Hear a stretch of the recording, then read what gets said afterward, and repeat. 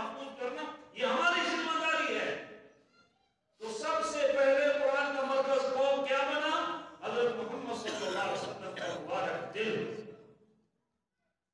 اور آپ صلی اللہ علیہ وسلم کے سینے سے یہ قرآن نکلا، آپ کے سینے سے یہ قرآن نکلا، آپ کی زبان سے جاری ہوا۔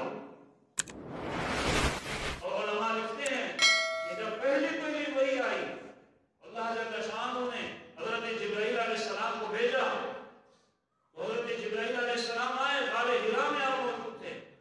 اللہ نے کئی دفعہ مجھے اس غار کی زیارت کرائی ہے، اللہ آپ کو بھی زیارت کرائے۔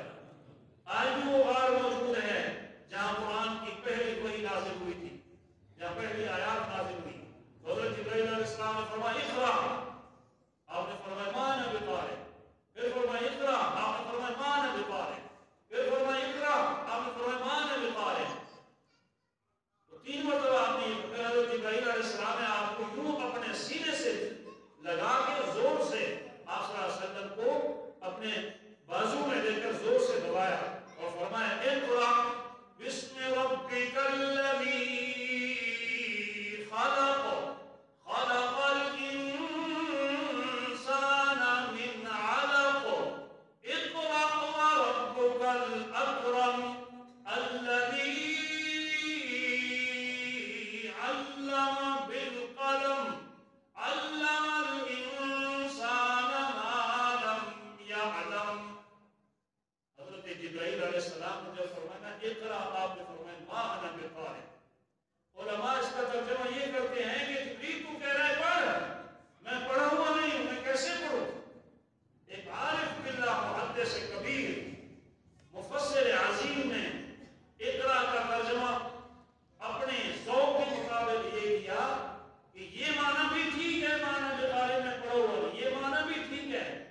فرماتے ہیں کہ میرا دل یہ کہتا ہے، میرا ذوق یہ کہتا ہے کہ جب جبرائیل علیہ السلام نے فرمایا اقرا، آپ نے فرمایا ما انا بقارئ، آپ نے فرمایا جبریل اللہ کا کلام، عظمت والا کلام، جلال والا کلام، میں کیسے پڑھ سکتا ہوں؟ میرے اندر ہمت کہاں ہے؟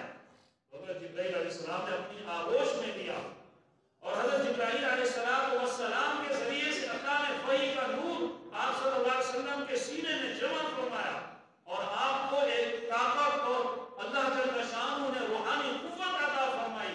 اس کے بعد فرمایا اقرا بسم ربک الذی خلق، تو آپ کی زبان پر اللہ کا کلام جاری ہو، اور فرمایا کہ یہ اللہ جل شانہ کی مہربانی ہے کہ ہمارے نبی حضرت محمد صلی اللہ علیہ وسلم کے سینے سے قرآن نکلا، آپ کی زبان پر آیا، آپ کی زبان سے صحابہ نے سنا، صحابہ کی زبان سے تابعین نے سنا، تابعین کی زبان سے تبع تابعین نے۔ تو اس کی پوری سند ہے، جس طرح حدیث کی سند ہوتی ہے، ایک شخص روایت کرتا ہے، وہ کہتا ہے میں نے اپنے استاد شیخ الحدیث مولانا سلیم اللہ خان سے سنا، شیخ الحدیث مولانا سلیم اللہ خان نے اس حدیث کو حضرت مولانا حسین احمدی سے سنا، مولانا حسین احمدی رحمۃ اللہ علیہ نے اس کو اپنے استاد شیخ الہند سے روایت کیا، تو حضور صلی اللہ علیہ وسلم تک اس حدیث کی سند جاتی ہے۔ اسی طرح حفظ قرآن کی سند بھی حضور صلی اللہ علیہ وسلم کی مبارک زبان سے اس قرآن کو سنا۔ تو صحابہ اکرام رضوان اللہ تعالی علیہم اجمعین کی زبان پر یہ قرآن آیا حضور صلی اللہ علیہ وسلم کی زبان مبارک کی برکت سے، حضور کے سینے کی برکت سے۔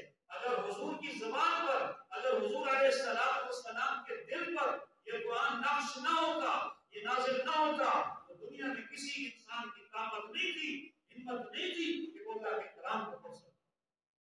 یہ طاقت اور ہمت اور یہ روحانیت اور یہ روحانی قوت اگر ہمیں ملی ہے تو ہمارے نبی حضرت محمد صلی اللہ علیہ وسلم کے ذریعے سے یہ قرآن چھن چھن کر ہمارے سینوں میں اور ہماری زبانوں پر جاری۔ تو سب سے پہلا قرآن کا حق ہے ایمان بالقرآن، قرآن پر ایمان لانا۔ یہ اللہ جل شانہ کا کلام ہے، اور اندازہ کریں ہمارے وسلم کی مبارک زبان سے اس قرآن کو سنا۔ تو صحابہ اکرام رضوان اللہ تعالی علیہم اجمعین کی زبان پر یہ قرآن آیا حضور صلی اللہ علیہ وسلم کی زبان مبارک کی برکت سے، حضور کے سینے کی برکت سے۔ اگر حضور کی زبان پر، اگر حضور علیہ السلام کے دل پر یہ قرآن نقش نہ ہوتا، یہ نازل نہ ہوتا، تو دنیا میں کسی انسان کی طاقت نہیں تھی، ہمت نہیں تھی کہ وہ اللہ کے کلام کو پڑھ سکتا۔ یہ طاقت اور ہمت اور یہ روحانیت اور یہ روحانی قوت اگر ہمیں ملی ہے تو ہمارے نبی حضرت محمد صلی اللہ علیہ وسلم کے ذریعے سے یہ قرآن چھن چھن کر ہمارے سینوں میں اور ہماری زبانوں پر جاری. تو سب سے پہلا قرآن کا حق ہے ایمان بالقرآن. قرآن پر ایمان لانا. یہ اللہ جل شانہ کا کلام ہے اور اندازہ کریں ہمارے سنت کی مبارک زبان سے اس قرآن کو سنا. تو صحابہ اکرام رضوان اللہ تعالی علیہ اجمعین کی زبان پر یہ قرآن آیا حضور صلی اللہ علیہ وسلم کی زبان مبارک کی برکت سے, حضور کے سینے کی برکت سے. اگر حضور کی زبان پر, اگر حضور علیہ السلام کے دل پر یہ قرآن نقش نہ ہوتا, یہ نازل نہ ہوتا, تو دنیا میں کسی انسان کی طاقت نہیں تھی, ہمت نہیں تھی کہ وہ اللہ کے کلام کو پڑھ سکتا. یہ طاقت اور ہمت اور یہ روحانیت اور یہ روحانی قوت اگر ہمیں ملی ہے تو ہمارے نبی حضرت محمد صلی اللہ علیہ وسلم کے ذریعے سے یہ قرآن چھن چھن کر ہمارے سینوں میں اور ہماری زبانوں پر جاری. تو سب سے پہلا قرآن کا حق ہے ایمان بالقرآن. قرآن پر ایمان لانا. یہ اللہ جل شانہ کا کلام ہے اور اندازہ کریں کہ حفظ کا امتحان دیا اور وفاق المدارس کے ممتحن نے اس کو 100 نمبر ہوتے ہیں, اس نے 5 نمبر اضافی دیے. اس نے کہا کہ یہ بچی اس بات کی مستحق ہے کہ اس کو 100 سے زیادہ نمبر دیے جائیں, لہذا میں 5 نمبر اضافی اپنی طرف سے انعام کے طور پر اس بچی کو دے رہا ہوں کہ اس بچی سے جہاں سے ہم نے قرآن سنا کہیں اس کو غلطی تو درکنار کہیں کٹکن بھی نہیں ہے. اب اندازہ کرو 6 سال کی بچی کا دل کتنا ہوگا, اتنا چھوٹا سا دل, دیکھ رہے ہیں اتنا چھوٹا سا دل ہوگا اس بچی کا جس پر 30 پارے قرآن کے محفوظ ہو گئے. ہم نے تو قرآن سے کچھ نہیں سیکھا نا, انگریزوں نے بہت کچھ سیکھ لیا. انگریزوں نے دیکھا 6 سال کی بچی کا اتنا دل ہے اور اس کے پر 30 پارے قرآن کے محفوظ ہو گئے, تو انہوں نے کہا کیوں نہ ہم میموری کارڈ بنا لیں. انہوں نے میموری کارڈ بنا لی. اس میموری کارڈ پر لاکھوں کی تعداد میں کتابیں آ جاتی ہیں, پوری لائبریری اس میں آ جاتی ہے, کافی ہو جاتی ہے. یہ میموری کارڈ بنانے کا خیال بھی ان کو یہ قرآن کے حفظ کرنے والے معصوم بچوں کے دل سے آیا ہوگا کہ ان کے دل پر چھوٹا سا دل ہے, 30 پارے قرآن محفوظ ہو گئے, تو ہم اس طرح میموری کارڈ کیوں نہ بنا لیں کہ جس پر دنیا جہان کی چیزیں محفوظ ہو جائیں. تو ایمان بالقرآن سب سے پہلے قرآن کا حق ہے اور الحمدللہ ہم اللہ کے قرآن پر ایمان کرتے ہیں. سب کے دعا الحمدللہ. دوسرا قرآن کا کیا ہے, قرآن کی تلاوت کرنا.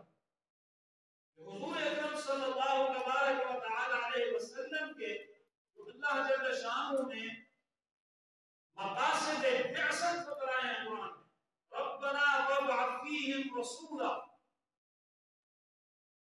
منہم یتلو علیہم آیاتک, کہ آپ ہمیں اس لیے مبعوث فرمایا ہے کہ تاکہ آپ قرآن کی آیات تلاوت کریں. قرآن کی آیات کی تلاوت کرنا بھی حضور صلی اللہ علیہ وسلم کے مقاصد نبوت میں سے ہے. تو قرآن کی تلاوت یہ قرآن کا حق ہے. سب سے پہلے حضور نبی کریم علیہ السلام نے قرآن کی تلاوت کر کے صحابہ کو بتایا کہ قرآن کی تلاوت کیسے ہوگی. اور میں آپ کو ایک چھوٹی سی بات سمجھاتا ہوں مثال کے طور پہ. جب یہ بچے قرآن کریم پڑھتے ہیں تو سب سے پہلے قاعدہ پڑھایا جاتا ہے, اور قاعدے میں پہلے مفردات کی تفصیل آتی ہے, پھر مرکبات کی آتی ہے, پھر اس کے بعد حرکات کی. تو حرکات میں ایک ہوتی ہے زبر اور ایک ہوتی ہے کھڑا زبر, اور ایک ہوتی ہے زیر اور ایک ہوتی ہے کھڑی زیر. اب کھڑی زیر کا یہ اصول ہے کہ جب ہم اس کو کھینچیں گے اور پڑھیں گے تو ہم اس کو یا کے ساتھ, یعنی جس طرح یا پڑھی جاتی ہے اس کو ہم حرکت دے کر تھوڑا لمبا کر کے پڑھیں گے. جیسے ہم الف پڑھتے ہیں, الف کے اوپر اگر حرکت ہے تو اس کو حمزہ کہتے ہیں عربی زبان میں. تو حمزہ کھڑی زیر ای, با کھڑی زیر بی, تا کھڑی زیر تی, تا کھڑی زیر سی, جیم کھڑی زیر جی, دال کھڑی زیر دی,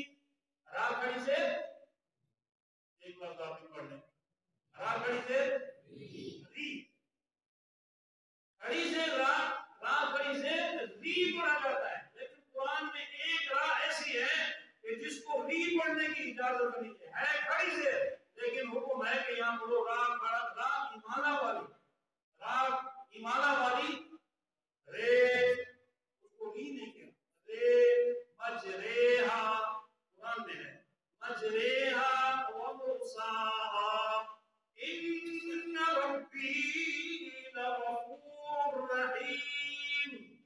اصول اور قاعدے کے مطابق تو یہاں بھی ہوگا مجریہا و مرساہا، لیکن حضور صلی اللہ علیہ وسلم نے صحابہ کو سکھایا اسی طرح ہے، اس کو ری نہیں پڑھنا، اس کو رے پڑھنا ہے، مجریہا و مرساہا۔ تو قرآن کی تلاوت حضور صلی اللہ علیہ وسلم نے خود سکھائی ہے، جس طرح حضور صلی اللہ علیہ وسلم نے قرآن کی تلاوت کی ہے، صحابہ نے اسی طرح تلاوت کی ہے۔ اللہ نے قرآن کی تلاوت کا طریقہ بھی قیامت تک کے لیے محفوظ کر دیا ہے۔ تو قرآن کا دوسرا حق کیا ہوا بھائی؟ قرآن کی تلاوت کرنا۔ قرآن کی تلاوت کی ایک بہت بڑی عبادت ہے۔ آپ دنیا کی کوئی کتاب لے لیں، آپ اس کو پڑھتے ہیں، اگر سمجھ نہیں آ رہے اس کو ٹھپ کر کے رکھ دیتے ہیں، یا کسی دوست کو کہتے ہیں یار یہ کتاب ہے مجھے تو سمجھ نہیں آ رہی، تو شوق رکھتا ہے تو پڑھنا چاہے وہ پڑھ لے۔ دنیا کی کوئی کتاب جب تک سمجھ نہ آئے تو پڑھنے کا فائدہ نہیں، لیکن قرآن دنیا کی واحد کتاب ہے، سمجھ آئے یا نہ آئے پڑھنا میرا اور آپ کا کام ہے، ہر حرف پر 10 نیکیاں عطا کرنا میرے پروردگار کا۔ حضور نے فرمایا جب تم قرآن کی تلاوت کرتے ہو اللہ جل شانہ تمہیں ہر حرف پر 10 نیکیاں عطا فرماتا ہے۔ اور فرمایا میں یہ نہیں کہتا کہ الف لام میم یہ ایک حرف ہے، بلکہ میں کہتا ہوں الف بھی حرف ہے، لام بھی حرف ہے، میم بھی حرف ہے، جس نے کہا الف لام میم اس کو 20 نیکیاں مل گئی۔ اب یہ حافظ قرآن جنہوں نے قرآن حفظ کیا ہے، انہوں نے جتنا بھی کم از کم 2 سال 2.5 سال، بعض بچوں کو 3 سال بھی لگ جاتے ہیں، بعض بچے 1.5 سال میں بھی، میں نے ایک تجزیہ کیا ہے کہ یہ بچہ جب قرآن حفظ کرنا شروع کرتا ہے تو شروع سے لے کر آخر تک کم از کم 500 مرتبہ یہ قرآن کی تلاوت کرتا ہے۔ کتنے مرتبہ؟ 500 مرتبہ پورے قرآن کی تلاوت کرتا ہے یہ بچہ جب یہ حفظ کر رہا ہوتا ہے۔ تو اب اس بچے کا تو ابھی اعمال نامہ بنا نہیں ہے، یہ تو بچہ معصوم ہے، جس طرح 18 سال سے کم پر بچے کا شناختی کارڈ نہیں بنتا، اسی طرح جب تک بچہ بالغ نہ ہو اس کا اعمال نامہ نہیں بنا۔ اب اس نے 500 مرتبہ جو قرآن پڑھا ہے، اللہ کیا اس کے پڑھنے کو ضائع کر دے گا؟ اس کے پڑھنے کی جتنی نیکیاں ہیں اللہ اس کے ماں باپ کے نام اعمال میں درج کرے گا، اللہ اس کا اجر اس کے ماں باپ کو دے گا۔ ایک آدمی فوت ہو رہا تھا، مرض